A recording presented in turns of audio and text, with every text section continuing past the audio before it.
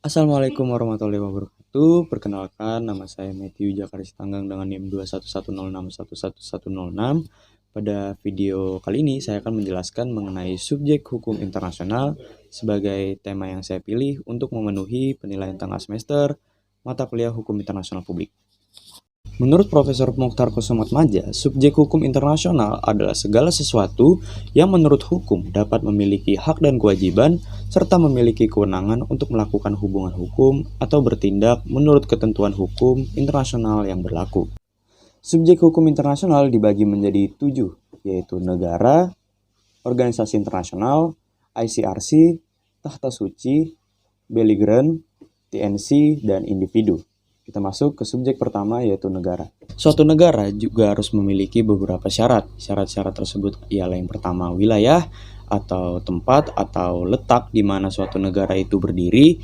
Yang kedua ialah memiliki penduduk yang tetap, karena bagaimana suatu negara itu bisa ada tanpa adanya penduduk atau masyarakat yang mendiami sebuah negara. Yang ketiga ialah memiliki pemerintahan yang efektif, di mana suatu negara harus menyelenggarakan pemerintahannya secara baik dan juga dapat memenuhi segala kebutuhan masyarakat. Yang keempat ialah kemampuan untuk melakukan hubungan dengan negara lain atau yang disebut sebagai diplomasi. Selain ciri-ciri dari sebuah negara, negara juga mempunyai haknya. Yang pertama itu adalah hak atas kemerdekaan, seperti yang tertulis dalam pembukaan Undang-Undang Dasar 1945 Negara Indonesia, bahwa sesungguhnya kemerdekaan itu ialah hak segala bangsa, dan oleh sebab itu maka penjajahan di atas dunia harus dihapuskan. Yang kedua ialah hak untuk melaksanakan yurisdiksi terhadap wilayah, orang, dan benda yang berada di dalam wilayahnya. Yurisdiksi ini merupakan manifest terhadap kedaulatan sebuah negara. Yang ketiga ialah mendapatkan kedudukan hukum yang sama dengan negara-negara lain atau yang disebut dengan equality rights. Yang keempat ialah hak untuk menjalankan pemerintahan dan pertahanan diri sendiri atau kolektif. Selain memiliki hak, negara juga pasti memiliki kewajiban. Beberapa kewajiban negara antara lain yaitu pertama, negara boleh memaksakan kehendak dan mengatur, tetapi negara tidak boleh mendiskriminasikan orang dan benda yang tidak berasal dari dalam negeri. Negara bebas untuk membuat peraturan atau regulasi atau hukum yang mengikat pada warga negaranya, yang mengatur negaranya sendiri, tetapi negara tidak boleh mendiskriminasikan orang yang tidak berasal dari dalam negeri. Karena jatuhnya jika suatu negara mendiskriminasikan orang lain akan mengakibatkan penganiayaan atau yang lebih parahnya melakukan genosida atau pembantaian etnis. Lalu yang kedua ialah negara tidak boleh melakukan intervensi terhadap masalah-masalah yang terjadi di negara lain. Artinya negara tidak boleh ikut campur akan masalah yang ada di luar negaranya. Misalkan kita Indonesia ingin mengetahui apa sih yang sedang dilakukan oleh negara tetangga kita, Malaysia, apa seperti rahasia-rahasia apa yang ada di dalam negaranya. Nah, itu tidak diperbolehkan. Lalu yang ketiga ialah tidak menggerakkan pergerakan sipil di negara lain atau people power di negara lain untuk melakukan sebuah pemberontakan, itu tidak diperbolehkan. Lalu memberikan ancaman kepada negara lain atau membebani atau pemaksaan untuk kepentingan sendiri, itu tidak diperbolehkan. Tapi ada sesuatu yang diperbolehkan, yaitu melakukan tekanan terhadap negara karena pelanggarannya. Maksudnya negara itu bisa memberikan ancaman atau tekanan negara yang sedang melakukan kesalahan. Sebagai contohnya sekarang ini Rusia melakukan invasi terhadap Ukraina. Nah, karena Rusia ini dinilai mengancam negara lain atau melakukan pelanggaran terhadap negara lain, yaitu negara Ukraina, maka negara-negara yang tergabung dalam NATO yang diketuai oleh Amerika Serikat bisa nih mengancam Rusia. Misalnya, kita nggak akan melakukan perdagangan lagi atau tidak akan melakukan kerjasama lagi, kecuali Rusia ini mau mundur dari wilayahnya Ukraina, karena Ukraina sendiri kan tergabung dalam aliansinya NATO. Lanjut ke subjek hukum internasional yang kedua, yaitu organisasi internasional.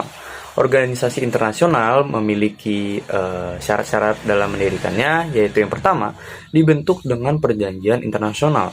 Sebagai contoh, ASEAN didirikan melalui perjanjian-perjanjian beberapa negara Asia Tenggara saat itu, yaitu Indonesia, Singapura, Malaysia, Thailand, dan juga Filipina pada tanggal 8 Agustus 1967. Yaitu syarat yang kedua, memiliki sekretariat yang tetap. Sebagai contohnya, ASEAN memiliki sekretariat yang tetap, yaitu di Indonesia.